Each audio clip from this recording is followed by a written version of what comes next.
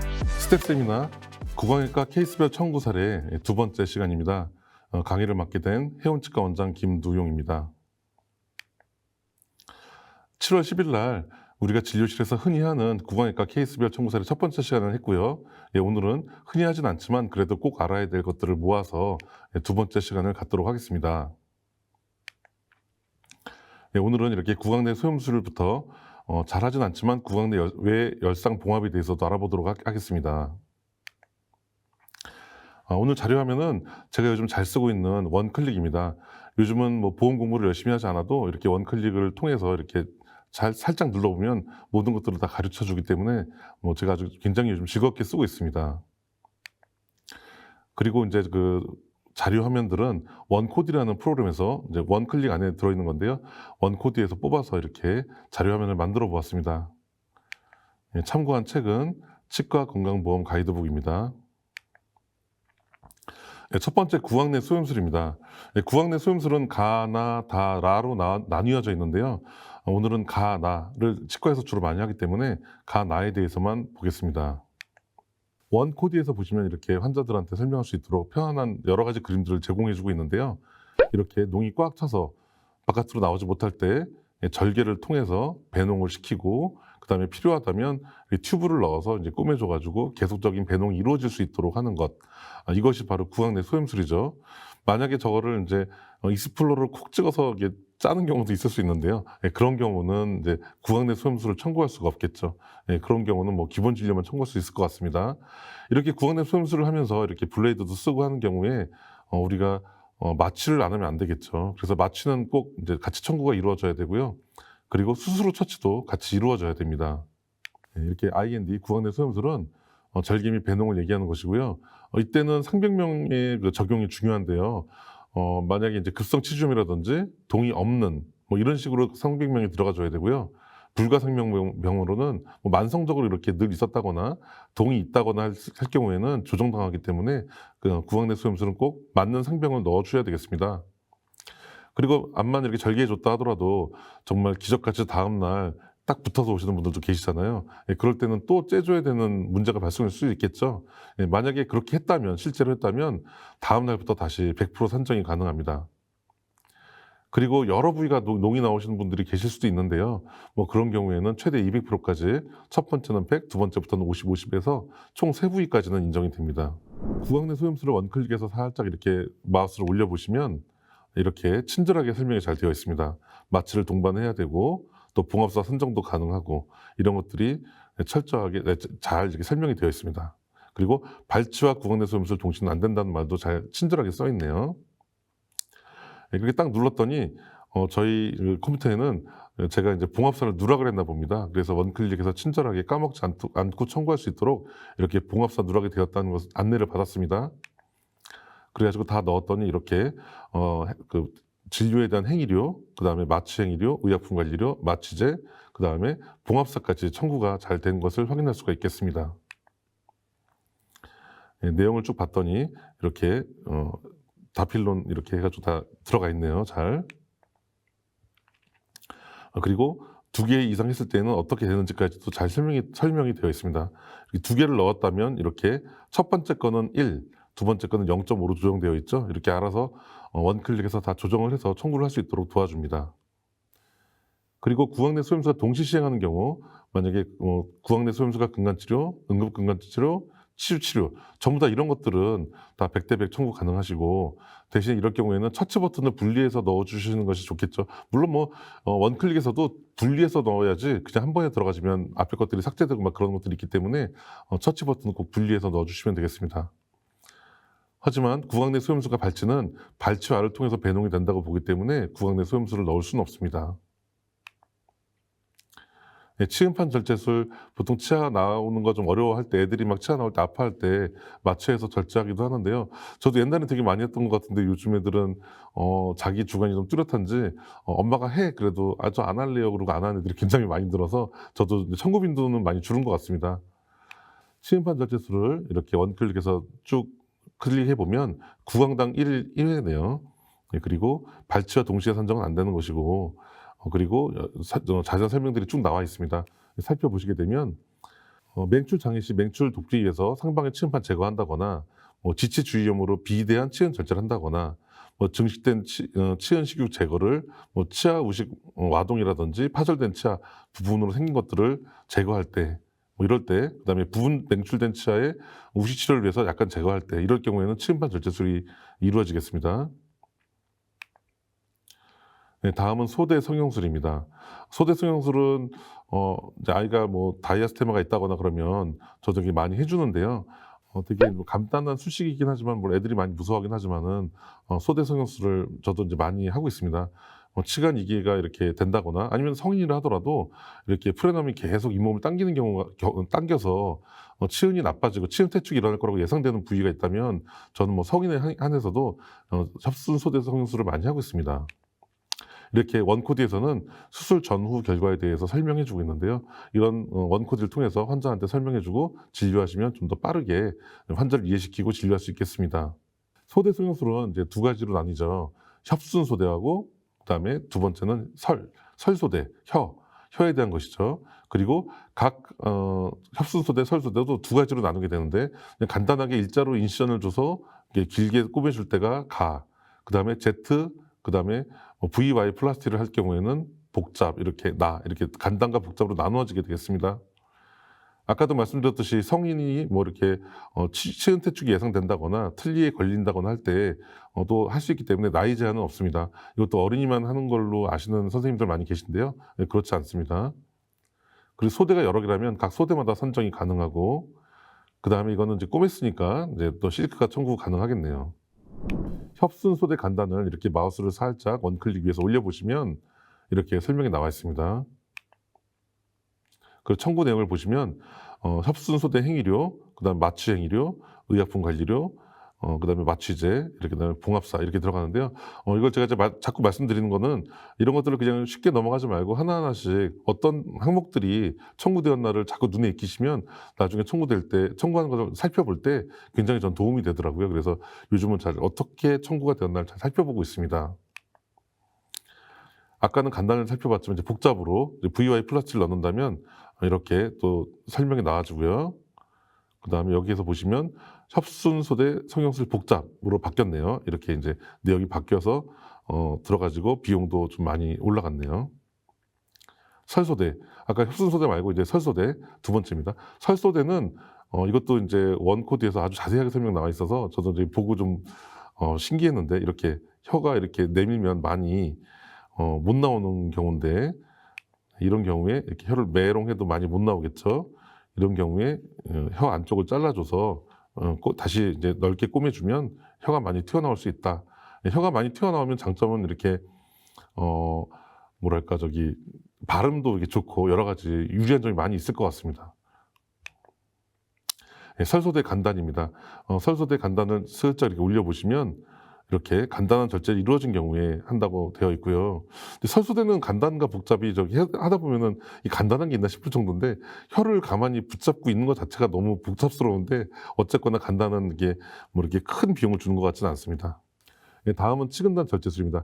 치근단 절제술은 일반 진료에서 아주 많이 이루어지고 있습니다. 원코디에서 이렇게 설명해주고 있는데요.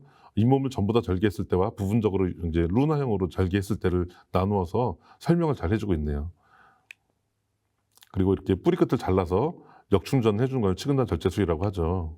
이렇게 근간 치료만으로 해결되지 않는 경우에 치근의 근점을 제거하는 경우를 이제 청구하시게 되는데요. 이거는 이제 전치냐 구치냐에 따라서 가와 나로 나누어지고요. 그리고 근간이 3개든 2개든 한 치아당으로 따집니다. 여기에는 꼬맸지만 실크가 인정되지 않네요. 외과 부분은 전부 다 실크가 인정되지 않죠. 참 안타까운 점이고 바뀌어야 될 점이죠. 그리고 역근충, 치근단 폐쇄 비용 포함되어 별도 산정 불가라는 내용이 들어있습니다. 원클릭에서 이렇게 화면을 올려보면은 이렇게 자세한 설명이 나와 있는데요. 이 설명을 보시면서 이 산정 기준에 맞추어서 청구하시면 되겠습니다. 또 읽어보면 이렇게 행위료와 마취제까지 그리고 또 버까지 들어가 있네요. 버까지 가가 들어가 있는데 이렇게 청구되는 것을 볼 수가 있습니다. 역시 아까 거기에는 봉합산 들어가 있지 않네요.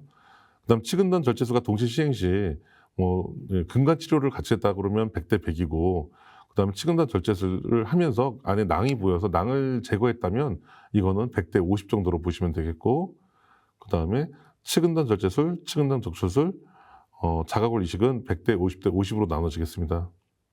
그리고 측은단 절제술과 치아 제식술은 치아 제식술에 측은단 절제술이 이제 쉽게 할 수 있다고 보아서인지 이때는 인정해 주지 않습니다.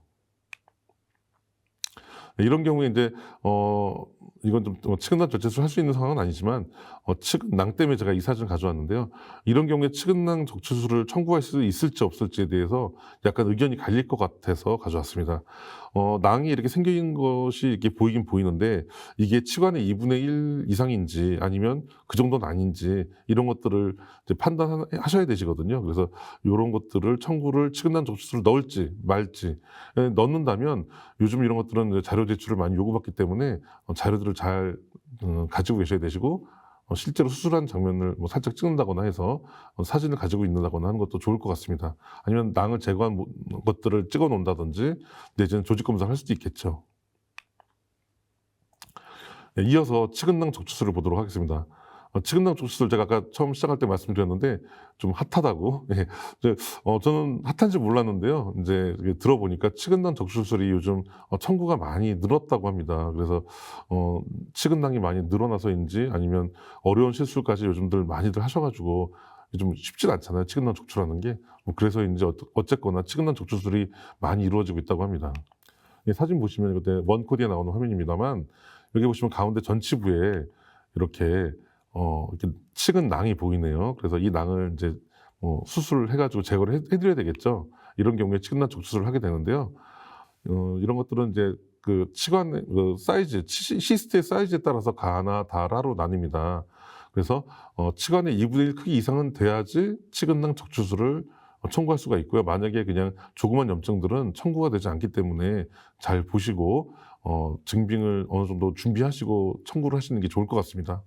청구가 많이 되는 것만큼 또 이제 요즘 조정 사례가 많고 그거에 대한 이렇게 좀 뭐랄까 좀 갈등이 좀 많이 있는 것 같아요. 그래서 제가 볼 때는 기준에 맞게 청구하신다면 문제가 없겠습니다.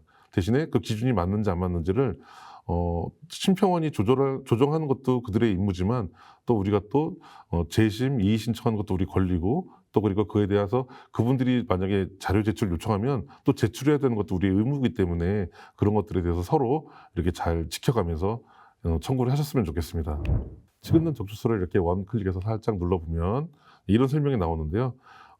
여기에 만약에 측은단 적출술에 뼈 이식을 한다면 그런 경우에는 최대 30cc 범위 내에서 골 이식제를 실사용량을 산정 가능하다고 되어 있습니다. 그런데 이렇게 그 골 이식제를 넣었다면 그걸 청구는 가능하지만 이거에 대해서 그 치조골 이식술 이거는 인정되는 게 아닙니다. 그래서 뼈만 청구하시는 것이고요. 치조골 이식술은 넣는 게 아닙니다. 네, 이렇게 화면을 이제 화면을 자세히 보시면 이렇게 측은낭 적출술에 대해서 나와 있고 마취제, 의약품관리료, 그 다음에 이렇게 들어가 있네요. 측은낭 적출술과 다른 것들 동시에 한다면 측은낭 적출술과 발진은 높은 수가 100, 낮은 거 50이고요. 그 다음에 측은단 절제술도 마찬가지로 높은 수가인 측은단 절제술을 100, 낮은 건 50. 그리고 치아 제식술에는 산정이 불가합니다. 그리고 여러 치아에 측은낭을 적출할 수도 있겠죠. 이럴 경우에는 동일 절개선인지 아닌지에 따라서 100대 50인지 100대 100인지가 나누어집니다. 그리고 꼭 기억하셔야 될 것은 단순 농양과 누가 조직 제거에 대해서는 측은낭 적출술을 청구하시는 것은 이렇게 조정당할 수가 있고 조정당하면 또 이렇게 우리가 증빙을 제대로 하지 못하면 또 계속 그냥 조정당한 상태로 끝나버리면 그것이 이제 좋지 않기 때문에 잘 자료를 준비해 놓는 게 좋고요. 반드시 꼭 치관의 2분의 1 이상 될 때 청구하는 게 맞겠습니다. 다음은 치은 치조부 병소 및 종양 절제술입니다.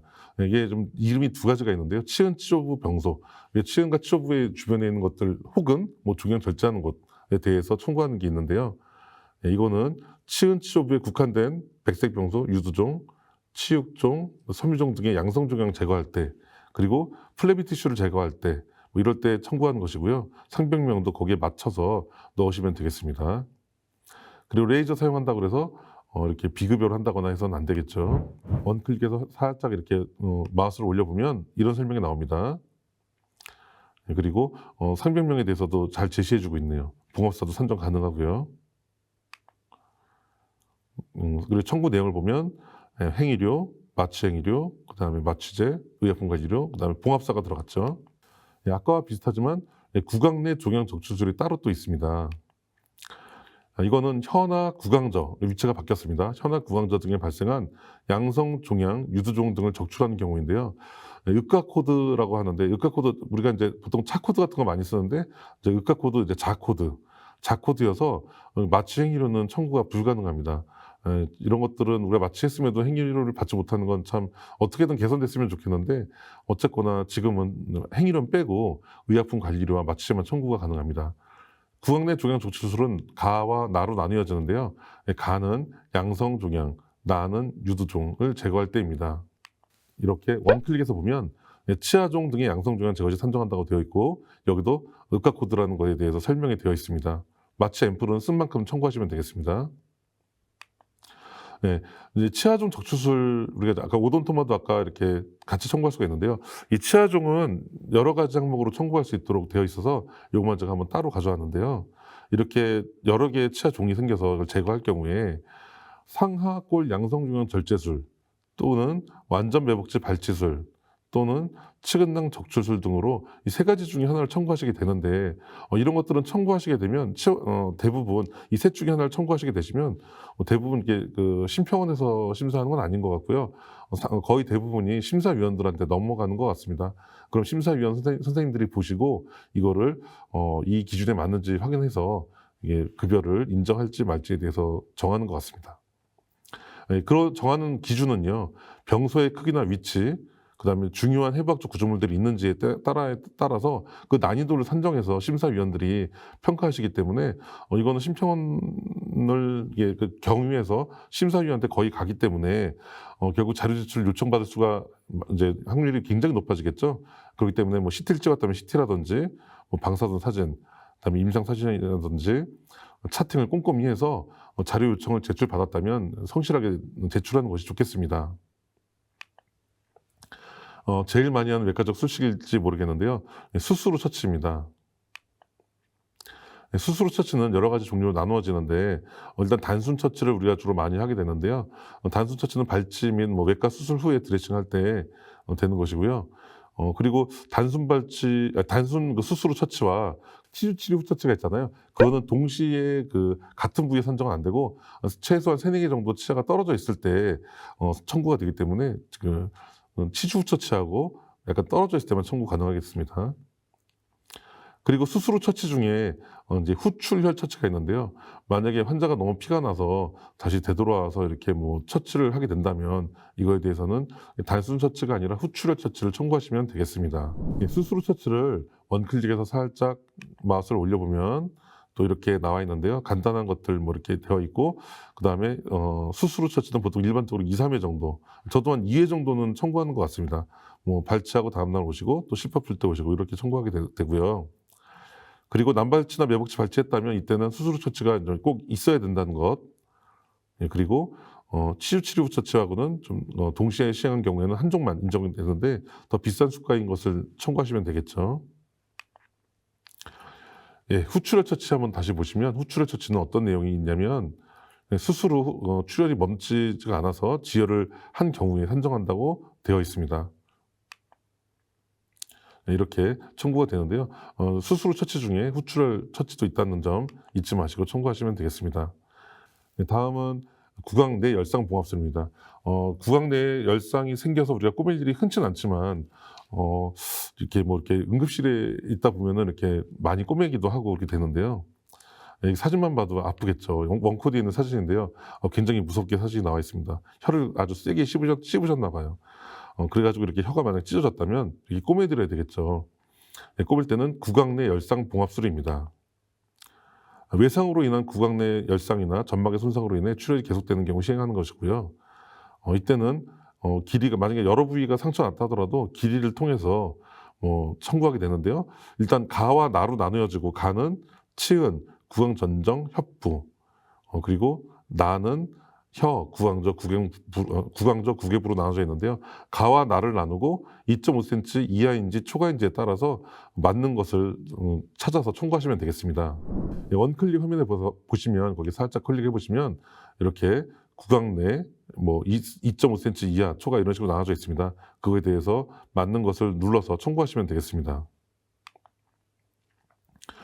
예, 구강 내 열상봉합술 2.5cm 초과인 경우도 눌러봤는데요. 이렇게 뭐 여러 가지가 나오기 때문에 그거에 맞춰서 청구하시고요.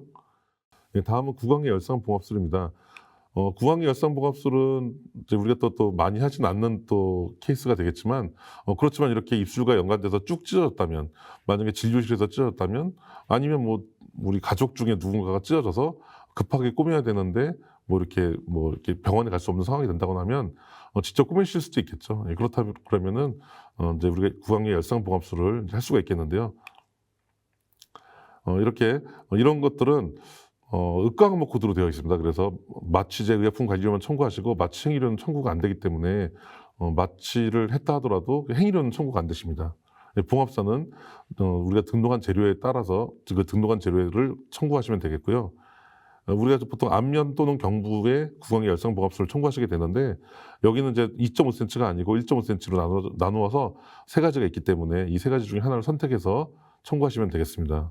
예, 원클릭에서 살짝 마우스를 올려보시면 이렇게 1.5cm 뭐 미만인지 3cm인지 그에 따라서 맞는 거를 청구할 수 있는데요. 여기도 설명이 잘 나와 있죠. 마취 행위료 산정은 불가하나 마취제와 의약품 관리료는 산정 가능. 그렇기 때문에 이것도 자코드이기 때문에 의과 코드라서 아쉬운 점이 있다는 것. 하지만 뭐 우리가 해야 된다면 해야 되겠죠. 예, 청구된 내용을 보니까 이렇게 구강의 열상봉합술의 길이에 따라서 나뉘어져 있고요. 여기 치움 마취가 들어가지긴 하더라고요. 저도 넣어보니까 들어가지긴 하는데 이 마취는 빼야 되는 게 맞고요. 그 다음에 마취제, 그 다음에 의약품 관리료, 그 다음에 봉합사 이런 순서로 들어가게 되겠습니다. 네, 이렇게 진료실에서 뭐 흔히 하진 않지만 그래도 꼭 아셔야 될 것까지 두 번째 시간에 우리 그 외과 생이별, 이렇게 외과 치료별 보험 청구에 대해서 알아보았는데요. 이렇게 외과 청구에 많은 도움이 됐으면 좋겠고, 또 우리가 또 외과 진료하면서 보험을 또 외과 쪽에 많이 알면 더 많은 진료의 영역을 넓혀 나갈 수 있기 때문에 열심히 공부하시고 또 잘 청구했으면 좋겠습니다. 예, 지금까지 시청해 주셔서 감사합니다.